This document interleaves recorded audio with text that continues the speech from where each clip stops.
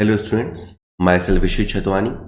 I am a chartered accountant and assistant professor in government college. Income tax act में depreciation के क्या नियम है उस पर आज अपन चर्चा करेंगे। चलिए सर शुरू करते हैं। पहला नियम है कंपलसरी। देखिए डेप्रिसिएशन लेना कोई चॉइस का विषय नहीं है कि आपकी मर्जी हो तो डेप्रिसिएशन लगाओ, आपकी नहीं मर्जी है तो डेप्रिसिएशन नहीं लगाया। डेप्रिसिएशन आपको लगाना ही पड़ेगा, इट इज़ कंपलसरी। ठीक है। इवन आईटी डिपार्टमेंट को भी डेप्रिसिएशन अलाउ करना पड़ेगा। अगर कोई एसएससी डेप्रिसिएशन क्लेम करना भूल गया है तो भी आईटी अथॉरिटीज उसे डेप्रिसिएशन अलाउ करेंगे विद करेक्ट रेट्स। ठीक है।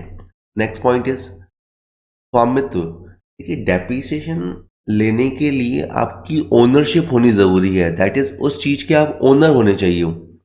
फॉर एग्जाम्पल कि जैसे अगर मान लीजिए कि आपने कोई टैक्सी मंगाई, ठीक है, आपने कोई टैक्सी मंगाई तो आप उसका डेप्रिसिएशन नहीं ले सकते। ठीक है।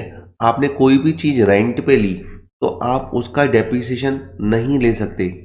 डेप्रिसिएशन लेने के लिए सबसे पहली इंपॉर्टेंट कंडीशन है कि आपके पास उसकी ओनरशिप होनी चाहिए। हालांकि इसका एक अपवाद है, एक सिस्टम होता है, उस सिस्टम को अपन बोलते हैं hire purchase system. Hire purchase system में क्या होता है, अपन कोई चीज़ समझो किश्तों में लेते हैं, इंस्टॉलमेंट में लेते हैं, तो जब तक इंस्टॉलमेंट समझ लो पूरे नहीं हो जाते तो हम उसके ओनर नहीं बनते। तो वहाँ पे हम ओनर बनते तो नहीं है, पर हम ओनर बनना चाहते तो है ही हैं, इंस्टॉलमेंट तो देते ही हैं। तो वहाँ पे ऐसा है कि अभी आप ओनर नहीं हो फिर भी आपको डेप्रिसिएशन मिलेगा। तो in case of hire purchase you are not owner currently but you can claim depreciation. तो ये एक एक्सेप्शन है। बाकी सब मामलों में तो अगर आप ओनर होगे तो ही आपको डेप्रिसिएशन मिलेगा, वरना नहीं मिलेगा।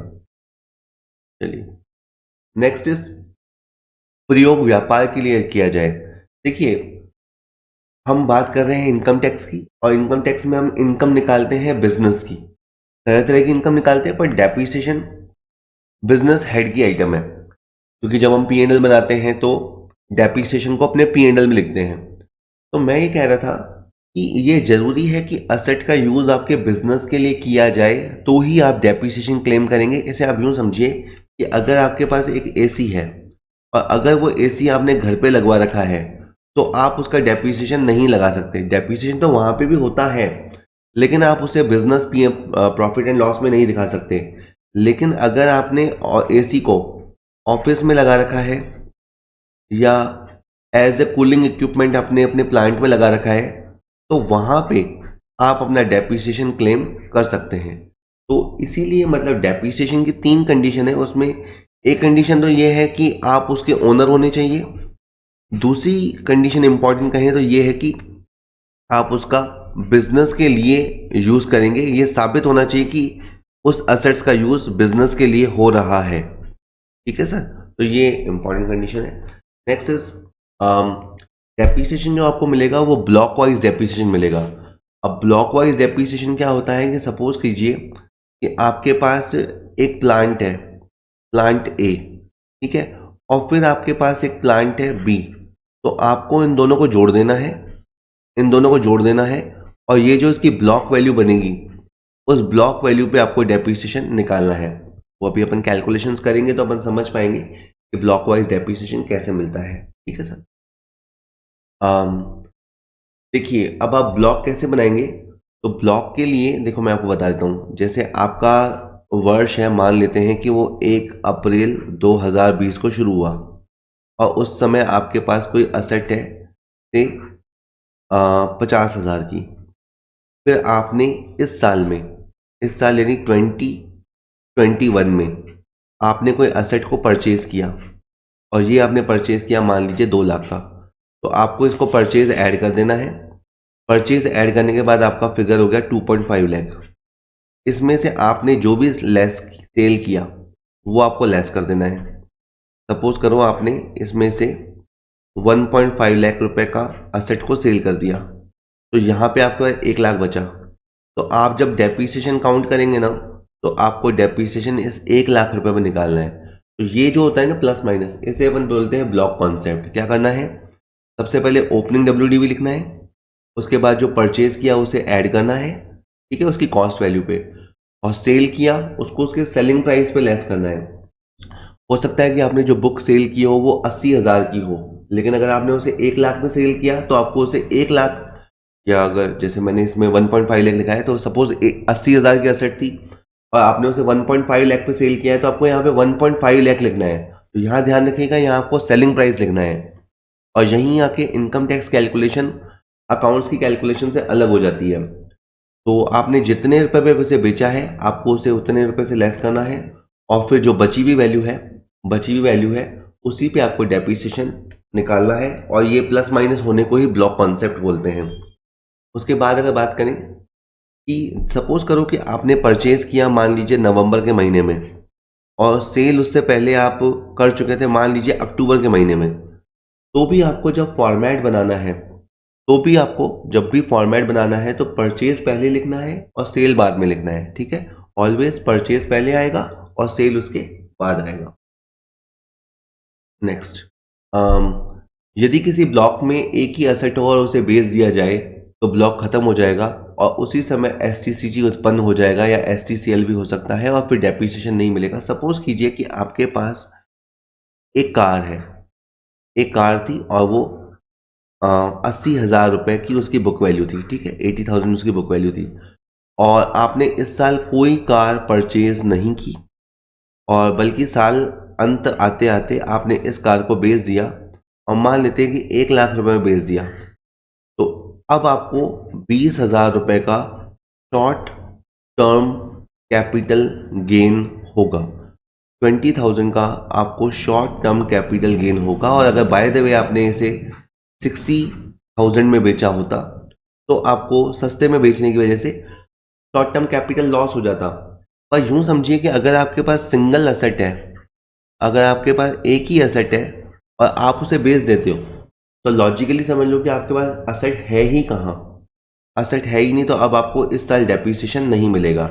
नियम क्या हुआ कि अगर आपके पास एक एसेट थी और आप उसे बेच देते हो, बेचने से हो सकता है प्रॉफिट हो तो उसे शॉर्ट टर्म कैपिटल गेन कहेंगे, और सस्ते में बेचोगे तो उसे शॉर्ट टर्म कैपिटल लॉस कहेंगे, लेकिन फिर आपको उस पर डेप्रिसिएशन नहीं मिलेगा, ठीक है। और एक और भी चीज कंडीशन हो सकती है कि सपोज आपके पास एक एसेट है, जैसे मान लीजिए आपका 2 कार है, ठीक है, 2 कार है, और उन दोनों कारों की कंबाइंड वैल्यू, जैसे सपोज करो एक कार तो है 1 लाख रुपए की और एक कार है 50,000 की, और दोनों कारें मिला के है 1.5 लाख की। अब इसमें आपने से दो में से एक कार को आपने सेल कर दिया, लेकिन आपको उसके अच्छे दाम मिले, अनएक्सपेक्टेडली आपको 2 लाख रुपए मिल गए। तो अब यहाँ पे आप देखो कि आपने एक कार को बेची, तो लॉजिकली आप क्या बोलेंगे कि आपके पास एक कार तो बची है, तो आपको डेप्रिसिएशन मिलना चाहिए, पर आपको डेप्रिसिएशन मिलेगा नहीं। क्योंकि इसलिए नहीं मिलेगा क्योंकि आपका जो ब्लॉक है वो नेगेटिव हो गया है। देखिए वापस सुनिए, आपके पास 2 कार है जिनकी कंबाइंड वैल्यू 1.5 लाख है, आपने उसमें से एक ही कार बेची और एक कार आपके पास बची है, लेकिन जो कार आपने बेची उसे चूंकि आपने 2 लाख में बेचा है, उसकी वजह से आपका जो ब्लॉक वैल्यू है वो नेगेटिव हो जाएगा। तो ब्लॉक वैल्यू नेगेटिव होते हुए आपको डेप्रिसिएशन नहीं मिलता। तो डेप्रिसिएशन कब नहीं मिलता? 2 कंडीशन में डेप्रिसिएशन नहीं मिलता। अगर आपके पास सिंगल एसेट थी और वो आपने सेल कर दी, जब भी आप सिंगल एसेट्स को सेल करेंगे तो आपको डेप्रिसिएशन नहीं मिलेगा। इसके अलावा अगर आपका जो ब्लॉक है वो नेगेटिव हो जाएगा तो उस केस में आपको डेप्रिसिएशन नहीं मिलेगा, ठीक है सर। नेक्स्ट है कि अगर कोई एसेट प्रीवियस ईयर में हमारे पास 180 दिन से कम रही हो तो उस पर नॉर्मल रेट से आधा डेप्रिसिएशन मिलेगा। देखिए अभी मैं आपको डेप्रिसिएशन के रेट्स बताऊंगा।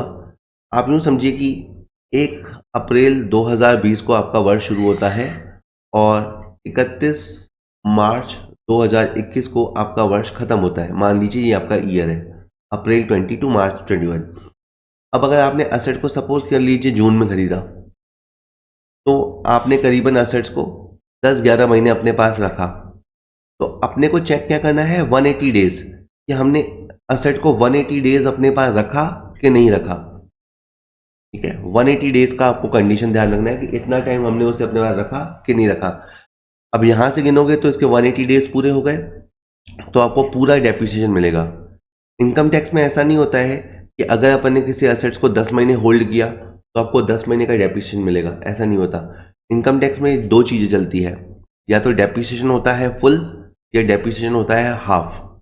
हाफ कब होता है? अगर आपने असेट को 180 डेज से कम यूज़ किया, लेस देन 180 डेज, तो फिर आपको आधी रेट से डेप्रिसिएशन मिलता है। ठीक है सर, चलिए। अच्छा, जब आप ब्लॉक बनाएंगे यानी अपन ब्लॉक बनाने का मतलब आप समझ गए ना, परचेज को अपन प्लस करते हैं और सेल को अपन माइनस करते हैं। तो नीचे की तरफ जो असेट बचेंगे ना, उसमें से पहले अपन मानेंगे ये नया एसेट है और फिर बाकी बचे हुए एसेट्स के लिए अपन मानेंगे ओल्ड एसेट्स है। यानी नीचे जो आपके पास प्लस माइनस के बाद वैल्यू बचती है, first it is assumed it is out of new purchase and balance assets if any, तो उसे हम मानते हैं it is out of old plot. चलिए, देखिए, प्रोडक्शन को मोटिवेट करने के लिए या लोग एंटरप्रेन्योर्स को बढ़ावा देने के लिए गवर्नमेंट ने ये बनाया है नियम कि जो आपके पास प्लांट होता है उस प्लांट पे आप 15% जो नॉर्मल डेप्रिसिएशन है वो तो ले ही सकते हो, अदर देन दैट आप 20% का एडिशनल डेप्रिसिएशन भी ले सकते हैं। प्लांट पे अपन 15% डेप्रिसिएशन लगाते ही हैं, और आपने अगर नया प्लांट खरीदा है अपनी फैक्ट्री के लिए तो आप 20% एडिशनल डेप्रिसिएशन ले सकते हैं, यानी उस खरीदी वाले वर्ष में एक तरह से आपको 35% डेप्रिसिएशन मिलेगा। ठीक है सर, केवल ये प्लांट पे है। और इसकी कुछ कंडीशंस हैं कि प्लांट की आपको एक्स्ट्रा डिडक्शन मिले, इसके लिए आप मैन्युफैक्चरिंग में इन्वॉल्व होने चाहिए। आपके पास एक फैक्ट्री होनी चाहिए, एक प्लांट होना चाहिए जहां आप उत्पादन कार्य करते हो। ये अगर साबित होता है तो आप एडिशनल डेप्रिसिएशन क्लेम कर सकते हैं। इसी तरह से जो आप प्लांट खरीदेंगे वो नया होना चाहिए। अगर आपने सेकेंड हैंड प्लांट खरीदा तो आपको एडिशनल डेप्रिसिएशन नहीं मिलेगा, फिर आपको नॉर्मल डेप्रिसिएशन ही मिलेगा। इसी तरह से अगर आपने बिल्डिंग को खरीदा, फर्नीचर खरीदा या ऑफिस के लिए कोई इक्विपमेंट खरीदा या रोड पे चलने वाली कोई गाड़ी, ट्रक, ट्रेलर, कार खरीदी, तो उस पर आपको एडिशनल डेप्रिसिएशन नहीं मिलेगा। तो ये बात आप ध्यान रखेंगे कि एडिशनल डेप्रिसिएशन केवल प्लांट के लिए मिलता है। इसके बाद कुछ बातें और भी हैं कि अगर आप मान लेते हैं कि उसे प्रीवियस ईयर 2021 में खरीदते हैं, इस साल खरीदते हैं, तो आपको उसे होल्ड करना पड़ेगा। अगर आप उसे सेल कर देते हो, दैट इज़ नया एसेट खरीदा, नया प्लांट खरीदा और आपने उसे बेच दिया, तो फिर आपको एडिशनल डेप्रिसिएशन नहीं मिलेगा। इसी तरह से अगर आपने नया प्लांट तो खरीदा लेकिन आपने उसे 180 डेज यूज़ नहीं किया, तो फिर आपको नॉर्मल रेट से आधा डेप्रिसिएशन मिलेगा। तो सपोज़ कीजिए कि आपने कोई प्लांट नवंबर के महीने में खरीदा, तो और उसे आपने यूज़ कब किया? नवंबर, दिसंबर, जनवरी, फरवरी, मार्च, यानी करीबन आपने उसे 152 दिन यूज़ किया। 152 दिन यूज़ करने का मतलब है आपने उसे 180 दिन से कम यूज़ किया। तो अब आपने उसे कम यूज़ किया तो क्वेश्चन में जो 15% की रेट होती है नॉर्मल वाली, उसकी जगह रेट हो जाएगी 7.5%, और जो 20% का एडिशनल डेप्रिसिएशन आप मांग रहे हो उसकी जगह रेट हो जाएगी 10%। तो 180 डेज बहुत ही इंपॉर्टेंट कंडीशन है। आपको असेट को 180 दिन यूज़ करना पड़ता है कम से कम। अगर नहीं यूज़ कर पाते तो फिर रेटें आपकी आधी हो जाती है। इसके बाद पहले पुराने टाइम में नियम होता था कि प्लांट लगाने से आपकी कैपेसिटी में इतना % बढ़ोतरी होना ज़रूरी है, लेकिन अब ये नियम हटा दिया गया है। अब आप प्लांट खरीदिए, आपकी कैपेसिटी कितना % इंक्रीज होती है या नहीं होती है उससे कोई फ़र्क नहीं पड़ता। आपको नया प्लांट खरीदते ही और इन कंडीशंस को पूरा करते ही एक्स्ट्रा डेप्रिसिएशन अलाउ होगा। ठीक है सर। अब बहुत अपन इम्पॉर्टेंट टेबल पे आ गए हैं। ये रेट्स हैं सर। आपके साथ क्वेश्चन दो तरह का हो सकता है आपको रेट्स गिवन हो एग्जाम हॉल में, आपको असेट का रेट गिवन हो, पर इसके चांस कम है। होता तो यही है कि आपको रेट्स याद करके जानी पड़ती है। ये रेट इनकम टैक्स कानून के हिसाब से है, साल दर साल वही भी रह सकती है, चेंज भी होती रहती है। तो इस साल के लिए जो रेट है असेसमेंट ईयर 21-22 के लिए जो रेट्स हैं वो मैं आपको पढ़ के बताता हूँ। देखिए, ऐसे बिल्डिंग जो बेसिकली रहने के लिए काम में आते हैं, मतलब ऐसे बिल्डिंग जिसमें आपका स्टाफ मान लीजिए रहता है, रेजिडेंशियल बिल्डिंग है या रेजिडेंशियल टाउनशिप है, तो वहाँ पे 5% डेप्रिसिएशन मिलेगा, 5% डेप्रिसिएशन मिलेगा, ठीक है सर। और ऐसे बिल्डिंग जो मुख्यतः रहने में नहीं आते, जैसे ऑफिस हुआ, गोडाउन हुआ, शॉप हुआ, तो उस पर 10% की रेट है। तो कभी आप सोचेंगे कि आपका दुकान है और दुकान की डेप्रिसिएशन रेट क्या है, 10%, गोडाउन की 10%, शोरूम की 10%, और जो रहने के लिए क्वार्टर वगैरह होते हैं उसकी होती है 5%। जो होटल और हॉस्टल्स होते हैं, ठीक है, तो हॉस्टल और हॉस्टल्स का एक तरह से कमर्शियल यूज़ होता है। तो अगर आप होटल ओनर हैं या हॉस्टल रन करते हैं, तो आप अपनी बुक वैल्यू का 10% डेप्रिसिएशन क्लेम कर सकते हैं। इसी तरह अगर आपके पास फर्नीचर है तो आप उस पर 10% डेप्रिसिएशन लगा सकते हैं। फर्नीचर की रेट हमेशा से यही रही है, बहुत ही पॉपुलर और इजी रेट है, फर्नीचर पे आपको 10% डेप्रिसिएशन लगाना है। प्लांट एंड मशीन की जो जनरली रेट होती है वो 15% होती है। जो कार होती है उसे भी प्लांट कैटेगरी में रखते हैं और 15% डेप्रिसिएशन होता है। जो एयर कंडीशनर होता है ऑफिस वगैरह में, उस पर भी 15% है, और जो टाइपराइटर वगैरह है तो उस पर भी 15% की रेट है। तो प्लांट एंड मशीन की रेट 15% होती है। इसके बाद है पानी में चलने वाले जहाज और नौकाएं, तो जो शिप, बोट्स और वैसल्स या यॉट्स होती हैं उस पर 20% डेप्रिसिएशन है। के बाद है ऐसी कारें, मोटर बसें या मोटर वैन जो टैक्सी के रूप में यूज़ होती हैं। तो देखिए, आपका कार होगी मान लीजिए, तो कार या तो ऑफिस के लिए यूज़ करोगे या उसे एज अ टैक्सी या कैब की तरह यूज़ करोगे। तो नॉर्मल यूज़ करोगे तो 15%, और आप उसे टैक्सी की तरह रगड़ोगे तो 30%। ऑब्वियस सी बात है, लॉजिकल भी है। अगर आप उसे टैक्सी की तरफ ज़्यादा चलाओगे चलाओगे तो उसमें वेयर एंड टियर ज़्यादा होगा, उसमें टूट फूट ज़्यादा होगी, तो तब आपको डेप्रिसिएशन जो अलाउ होगा वो 30% मिलेगा, ठीक है। तो कार तो है, बट कार का इस्तेमाल कैसे है उस पर फिर डेप्रिसिएशन का रेट निर्भर करता है। इसके बाद है मोल्ड यानी सांचे। Moulds use by rubber and plastic factory, उसके लिए 30% की रेट है। कंप्यूटर सॉफ्टवेयर, प्रिंटर, स्कैनर, इस पर 40% की रेट है। तो पहले कंप्यूटर की रेट अलग होती थी, अभी 40% कर दी है। तो चाहे कंप्यूटर खरीदो, चाहे उसका सॉफ्टवेयर खरीदो, तो प्रिंटर हो, स्कैनर हो, जो उसके एसेसरीज होते हैं, तो 40% डेप्रिसिएशन है। शक्ति बनाने और शक्ति बचाने वाले संयंत्र, तो ऐसे प्लांट जो कहीं एनर्जी सेवर है या एनर्जी प्रोड्यूस करते हैं, तो 40% डेप्रिसिएशन है। वायु प्रदूषण, ध्वनि प्रदूषण, जल प्रदूषण से मुक्त करने वाले, तो जो ये नॉइज़ को, या नॉइज़ को क्या कहें, पॉल्यूशन को फ्री करने वाले, पॉल्यूशन फ्री इक्विपमेंट होते हैं, उन पे आपको 40% का डेप्रिसिएशन मिलेगा। अगर आपके पास कमर्शियल व्हीकल है, जो गुड्स कैरिंग व्हीकल है, जैसे आपका ट्रक है, ट्रेलर है, कोई टाटा 460 टाइप गाड़ी है जिसमें आप माल इधर से उधर ले जाते हो, तो 40% डेप्रिसिएशन आपको मिलता है। बुक्स में भी अब, पहले बहुत एम्बिग्यूटी थी। पहले बुक्स में कई तरह के नियम थे कि बुक्स को प्रोफेशनल यूज़ करेगा तो क्या होगा, नॉन प्रोफेशनल यूज़ करेगा तो क्या होगा, या कहें कि बुक्स को किराए पे देंगे तो क्या होगा, बुक्स एनुअल पब्लिकेशन की है तो क्या होगा। अब इन सारे लफड़ों को ख़त्म कर दिया गया है। अब सिंपल नियम है कि बुक्स में आपको 40% डेप्रिसिएशन मिलेगा। तो आप देखिए, बुक्स एनुअल पब्लिकेशन वाली हों तो 40% है, प्रोफेशनल पर्सन यूज़ करेंगे नीचे तो भी 40% है, नॉन प्रोफेशनल यूज़ करेंगे तो भी 40% है। इवन ऐसी व्यक्ति जो बुक्स को किराए पर चलाते हैं, बिजनेस करते हैं, वो भी 40% डेप्रिसिएशन लगाएंगे। इसके बाद है एरोप्लेन एंड एयर इंजन्स, तो जो हवाई जहाज और उनके इंजन्स होते हैं, तो 40% की रेट है।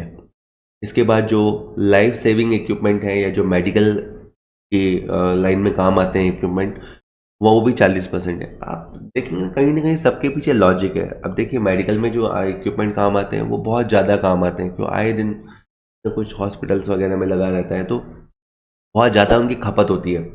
अगर ऐसा कोई एसेट्स है जो कमर्शियल यूज़ का है तो उसका खपत ज़्यादा होता है, तो जिनका कंजम्पशन या खपत ज़्यादा होता है उनका रेट भी हायर रखा गया है, ठीक है।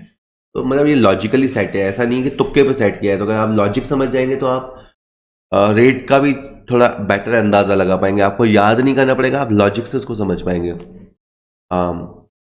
ऐसे भवन जो जल शुद्धि योजना, वाटर प्योरिफिकेशन स्कीम, यानी कोई बिल्डिंग है, उस बिल्डिंग का मेन पर्पज़ है वाटर प्योरिफिकेशन, तो वो 40% के क्राइटेरिया में आएगा। इसी तरह से अगर कोई लकड़ी का बना हुआ मकान है या कोई टेम्परेरी कंस्ट्रक्शन है तो उस पर भी 40% डेप्रिसिएशन को मिलेगा। इसी प्रकार से जो आटा मिल होती हैं, स्टील इंडस्ट्री होती है या शुगर मिल होती है, उसमें जो रोलर्स यूज़ होते हैं उसमें भी 40% की रेट है। या आजकल सिनेमेटोग्राफी का बड़ा फैशन है, या स्टूडियो लाइट्स, स्टूडियो बल्ब्स, उन सब पे आपको 40% डेप्रिसिएशन मिलेगा। और ग्लास और प्लास्टिक के रीफिलेबल कंटेनर्स होंगे उस पर भी रेट 40%। तो 40% में बहुत सारी असेट्स आती हैं। एक ही खास तरह का नियम है, नया आया है, कि अगर आपके पास मोटर बस है, मोटर लॉरी है, मोटर टैक्सी है और उसे आप किराए पर देते हैं तो 45% का रेट है। लेकिन सब्जेक्ट टू कि आपने उसे 23 अगस्त 2019 से लगाकर अप्रैल 2020 के बीच में खरीदा हो। तो इन इन 10-12 महीनों, 8-10 महीनों में अगर आपने किसी असेट्स को खरीदा है, जो मोटर बस है, मोटर लॉरी है या मोटर टैक्सी है, और उसे आप किराए पर देते हैं तो 45% डेप्रिसिएशन दिया गया है। और उसके बाद एक इम्पॉर्टेंट बात यह है कि अगर आपके पास इंटेंजिबल असेट्स है, intangible assets such as patent, copyright, trademark, know how, तो इस पर 25% रेट्स है। इंटेंजिबल एसेट्स कोई सा भी हो 25% का रेट है। ठीक है, तो ये रेट्स आपको याद करनी है। आप पहले वीडियो को रिकैप करके 5 मिनट वापस सुन लीजिए, एक बार 2 बार सुनेंगे, उनका लॉजिक इस्टेब्लिश करेंगे तो आपको रेट्स याद हो जाएगी। चलिए, उसके बाद है कुछ बेसिक बातें जो आपको पता होनी चाहिए। हम डेप्रिसिएशन के बारे में उसके राउंड राउंड बातें कर रहे हैं। Investment, livestock, land, goodwill, इन पे डेप्रिसिएशन नहीं लगाया जाता। इन्वेस्टमेंट की वैल्यू फ्लक्चुएट होती है, लाइव स्टॉक की भी डेथ होती है, लेकिन उनका डेप्रिसिएशन हम नहीं लगाते। ठीक है, इनकम टैक्स उनका डेप्रिसिएशन अलाउ नहीं करता। इसी तरह से आपके पास जो करंट एसेट्स होती है, जैसे such as cash, bank, stock, debtor, BR, इन पे भी डेप्रिसिएशन नहीं होता। खैर, ये तो हमें वैसे भी पता है क्योंकि करंट एसेट्स पे डेप्रिसिएशन होता ही नहीं है। डेप्रिसिएशन होता है हमेशा से, हम अच्छे से जानते हैं कि डेप्रिसिएशन हमेशा फिक्स्ड असेट पे होता है। और फिक्स्ड एसेट दो तरह के होते हैं, टेंजिबल और इंटेंजिबल। इंटेंजिबल की तो हमने बात करी, 25% की रेट है इसके ऊपर। और टेंजिबल में जैसा एसेट होगा, ठीक है, आपने कौन कौन सा एसेट सुना? आपने सुना बिल्डिंग के बारे में, आपने प्लांट सुना, फर्नीचर सुना, और तरह तरह के एसेट आपने सुने। इन सब के रेट्स आपको याद करके जाने हैं। और करंट एसेट्स पे डेप्रिसिएशन नहीं लगता। इसके बाद है कि अगर आपको ज़मीन की कीमत और जो स्ट्रक्चर होता है उसकी कीमत अलग अलग पता नहीं हो तो फिर आपको टोटल वैल्यू पे डेप्रिसिएशन लगाना है। यानी अगर आपको पता है कि ज़मीन है 10 लाख की और उसके ऊपर ढांचा है 20 लाख का, अगर आपको ऐसा पता है तो आपको 20 लाख पे डेप्रिसिएशन लगाना पड़ेगा। लेकिन अगर आपने कोई लैंड एंड बिल्डिंग खरीदी और आपने 30 लाख में खरीदी, you don't know about the how much value of land and how much value of building, तो फिर आपको 30 लाख पे डेप्रिसिएशन मिलेगा। पूरा डेप्रिसिएशन आपको फुल वैल्यू पे मिलेगा, कंबाइंड वैल्यू पे। एक बात आप याद कर सकें तो आटा मिल का जो प्लांट होता है, आटा मिल में जो प्लांट होता है उस पर 15% की रेट है और उसके जो रोलर्स होते हैं उसकी रेट 40%। तो प्लांट की रेट अलग है, रोलर्स की रेट अलग है, ठीक, 15%। इसके बाद है जैसे कुआं, नाली, सड़कें, पुल, ये सब बिल्डिंग में कवर होते हैं, अर्थात 10% डेप्रिसिएशन। तो आपकी अगर बहुत बड़ी फैक्ट्री है, उसमें कुआं है, कोई नाली आपने बनवाई, कोई सड़क आपने इंटीरियर बनवाई, ठीक है, तो ये सब बिल्डिंग के डेफिनेशन में कवर होते हैं और इन सब की रेट 10% कैटेगरी में आएगी। और देखिए, ये भी बड़ा इंपॉर्टेंट है कि अगर कोई एसेट आपने प्रीवियस ईयर 2021 में खरीदी, और इसे मैं समझा ही देता हूँ आपको। अगर आपने किसी एसेट को प्रीवियस ईयर 2021 में खरीदा और आपने उसे यूज़ किया पर 180 दिन से आपने उसे कम यूज़ किया तो आपको आधा डेप्रिसिएशन मिलेगा, ठीक है। लेकिन अगर आपने कोई एसेट को प्रीवियस ईयर 2021 से पहले ही खरीद लिया था, सपोज आपने उसे 1920 में खरीद लिया था, आपने उसे अपने प्रीवियस ईयर से पहले खरीद लिया था और फिर आपने उसे 2021 में यूज़ किया और आपने उसे 180 दिन से कम यूज़ किया तो आपको फुल रेट डेप्रिसिएशन मिलेगा। तो आप कहेंगे कि सर इसमें भी 180 डेज से कम है, इसमें भी 180 डेज से कम है, पर इसमें आप आधा बोल रहे हो, इसमें आप फुल बोल रहे हो। तो मैंने कहा ना, अगर हमने असेट को समझो प्रीवियस ईयर में ही खरीदा है, प्रीवियस ईयर में ही यूज़ किया है, पर 180 डेज से कम यूज़ किया है तो आधी रेट होगी। लेकिन अगर हमने असेट को प्रीवियस ईयर से पहले ही खरीद लिया था, ये बहुत एक्सेप्शनल रूल है कि अगर हमने किसी असेट्स को प्रीवियस ईयर से पहले ही खरीद लिया था और फिर इसे अपन ने इस साल यूज़ किया अपने प्रीवियस ईयर में और 180 दिन से कम यूज़ किया, तो आपको पूरी रेट से डेप्रिसिएशन मिलेगा। तो ये थोड़ा कंडीशनल हो गया, ठीक है। डेप्रिसिएशन के बारे में आपने बातें सुनी, और अब मैं आपको एक आध बात और बता दूं, 1 मिनट, कि एक होता है आपका tea coffee rubber development account. अगर आप चाय बना रहे हैं, चाय उगाते हैं, कॉफ़ी उगाते हैं, रबर उगाते हैं, तो आपके लिए स्पेशल प्रोविजंस हैं। आपको फिर डेप्रिसिएशन जो मिलता है, आपको कुछ और डिडक्शंस भी मिलेंगी। तो क्या है सर? आप जितना भी कमाओगे उसका 40% एग्जेम्प्ट हो जाएगा। ऐसे अपन एग्जांपल समझते हैं कि अगर आपने मान लीजिए कि चाय का बिजनेस किया, उगाया और 10 लाख रुपए कमाया, तो आपका 10 लाख रुपए में से 40% यानी आपका 4 लाख रुपए एग्जेम्प्ट हो जाएगा। मज़े करो, 4 लाख आपका एग्जेम्प्ट हो जाएगा। लेकिन ज़रूरी ये है कि आपको ये राशि एक नेशनल बैंक में अकाउंट खुला के जमा करानी पड़ेगी, ठीक है। अगर आपने कहा कि सर मैंने इस अकाउंट में अगर 3 लाख जमा कराया तो फिर आपको डिडक्शन 3 लाख की मिलेगी। अगर आप इस अकाउंट में 5 लाख रुपए जमा कराएंगे, डिडक्शन आपको 4 लाख की मिलेगी। यानी आपकी जो डिडक्शन है वो 40% से ज़्यादा नहीं होगी, और 40% भी तब होगी जब आप वो पैसा बैंक में जमा करा देंगे, एक नेशनल बैंक में अकाउंट खुला के पैसा जमा करा देंगे, ठीक है। मान लो, इसमें मैं एक और कहानी बताता हूँ। मान लो आपने नियम का फॉलो किया और आपको 4 लाख का रिबेट मिल गया, 4 लाख का डिडक्शन मिल गया, है ना। 33AB सेक्शन से ये डिडक्शन होता है। अब आपके पास 6 लाख बचा है, ठीक है। 6 लाख में से फर्दर क्या होगा कि इस 6 लाख में से फर्दर 60% को तो आपकी एग्रीकल्चर इनकम माना जाएगा और केवल 40% को आपकी बिजनेस इनकम माना जाएगा। मतलब बहुत ही कम टैक्स लगता है। अगर आप ध्यान दें, आपने 10 लाख कमाया, 4 लाख तो पहले ही माफ़ हो गए, फिर बाकी जो इनकम बची उसका 60% एग्रीकल्चर इनकम माना जाएगा। वो भी आप मानिए टैक्स फ्री होती है। हालांकि एक स्पेशल तरीके से कैलकुलेशन होती है, पर प्राइमा फेसी वो आपको लगेगा कि वो टैक्स फ्री होगी। तो आपकी जो इनकम बचेगी उसका 60% पार्ट एग्रीकल्चर इनकम में जाएगा और 40% पार्ट आपका बिजनेस इनकम में जाएगा। तो आपको दोनों नियम ध्यान रखने हैं, डिडक्शन का नियम और उसके बाद उसका जो सेग्रीगेशन होता है उसका नियम आपको ध्यान रखना है, ठीक है। ये सारा लिखा हुआ ही है। इसके बाद अगर बाय द वे आपने चाय कॉफ़ी उगाया और अगर आपको नुकसान हो गया, नुकसान हो गया तो आप वैसे ही माइनस में चल रहे हो, तो फिर आपको किसी भी तरह की डिडक्शन की ना तो ज़रूरत है ना मिलेगी, ठीक है। और ये जो बैंक में जमा कराने की बात है वो आपको रिटर्न फाइल करने तक जमा कराने होते हैं। तो सपोज़ कीजिए कि आपका प्रीवियस ईयर है, वो 31 मार्च 2021 को समाप्त होता है, तो रिटर्न जनरली अपने को जुलाई में भरना पड़ता है और कंपनी एसएससी जो होते हैं उनको रिटर्न सितंबर में भरना पड़ता है। तो अकाउंट में जमा कराना है, लेकिन ये काम आपको इन तारीखों से पहले कर देना है। जो आईटीआर फाइल करने की तारीखें होती हैं उनसे पहले आपको ये काम कर लेना है, ठीक है। इसी तरह से अगर आप पेट्रोलियम गैस, प्राकृतिक गैस के उत्पादन में लगे हुए हों तो आपको 20% का नियम है। जैसे चाय कॉफ़ी रबर में आपका 40% का नियम है, तो अगर आप पेट्रोलियम गैस या पेट्रोलियम प्रोडक्ट्स बनाने में लगे हुए हैं तो 20% आपके प्रॉफिट्स एग्जेम्प्ट हो जाएंगे, ठीक है। और वही है कि आपको पैसा खाते में जमा कराना पड़ेगा। एक नियम और है कि अगर आपने कोई मशीन गवर्नमेंट लेबोरेटरीज में बनाई है, ठीक है, या किसी इंडियन साइंटिस्ट ने बनाई है या किसी इंडियन यूनिवर्सिटी ने उस मशीन को इजाद किया है, तो फिर आपको 40% की रेट से डेप्रिसिएशन मिलेगा।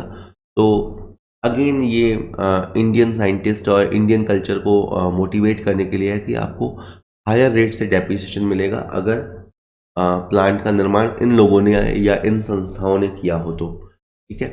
अब बस अपन इस टॉपिक की लास्ट चीज़ पे आ गए हैं। एक 5 मिनट का वीडियो और है कि जो पावर जनरेशन संस्थाएं होती हैं, जैसे जो बिजली बनाने वाली कंपनी होती हैं, उनको ये वरदान मिला हुआ है कि वो चाहे तो WDV मेथड की जगह स्ट्रेट लाइन मेथड अपना सकते हैं। इनकम टैक्स में बता दूं, ये इनफैक्ट मुझे पहले बताना चाहिए था इनकम टैक्स जो अलाउ करता है वो आपके WDV मेथड को अलाउ करता है। स्ट्रेट लाइन मेथड आपने बचपन में सुना होगा, लेकिन वो अलाउ नहीं होता। केवल पावर जनरेशन कंपनीज को स्ट्रेट लाइन मेथड अलाउ किया गया है। ठीक है, अब यूँ समझिए कि आपने किसी पावर जनरेशन संस्थाओं की बात चल रही है, और यूँ समझिए कि आपके पास कोई असेट थी 100 रुपये की। ठीक है, और 100 रुपये में आप उसके ऊपर 30 रुपये का डेप्रिसिएशन लगा चुके थे, और उसकी वैल्यू बची थी 70 रुपये। ठीक है, इस 70 रुपये को आप रिटर्न डाउन वैल्यू भी बोलते हो, या इसे आप बुक वैल्यू भी बोलते हो। अब यहाँ से मैं 3 कंडीशन लेता हूँ, और यही 3 नियम आपको समझने हैं। हो सकता है आपके 70 रुपये के एसेट्स को हो और आपने उसे 50 रुपये में बेचा। ठीक है, तो आपको क्या होगा? लॉस होगा। ठीक है, इसे अपन लॉस कहेंगे, 20 रुपये का लॉस होगा, और इसे हम नाम देंगे टर्मिनल डेप्रिसिएशन। ये जो लॉस होगा उसे हम नाम देंगे टर्मिनल डेप्रिसिएशन, और वो कहाँ जाएगा? आपके P&L के अंदर जाएगा। सपोज करो 70 वाली चीज़ को आपने 80 रुपये में बेचा, 70 की एसेट थी पर आपने 80 में बेचा, तो क्या हुआ? आपको प्रॉफिट हुआ। तो इस प्रॉफिट को नाम देंगे बैलेंसिंग चार्ज। इस प्रॉफिट को बैलेंसिंग चार्ज कहा जाएगा, और ये प्रॉफिट है और क्रेडिट होगा। लेकिन सपोज करो आपने 70 की असेट्स को 110 में बेचा। ठीक है, तब आप कहेंगे प्रॉफिट हुआ। बिल्कुल सही है सर, आपको प्रॉफिट हुआ 40 रुपये का, लेकिन इस 40 रुपये के प्रॉफिट के 2 हिस्से किए जाएंगे। देखो, आपकी जो कॉस्ट है वो है 100 रुपया, और 100 वाली चीज़ को आपने 110 रुपये में बेचा, तो ये जो 10 रुपये का प्रॉफिट है, इस 10 रुपये के प्रॉफिट को कैपिटल प्रॉफिट कहा जाएगा।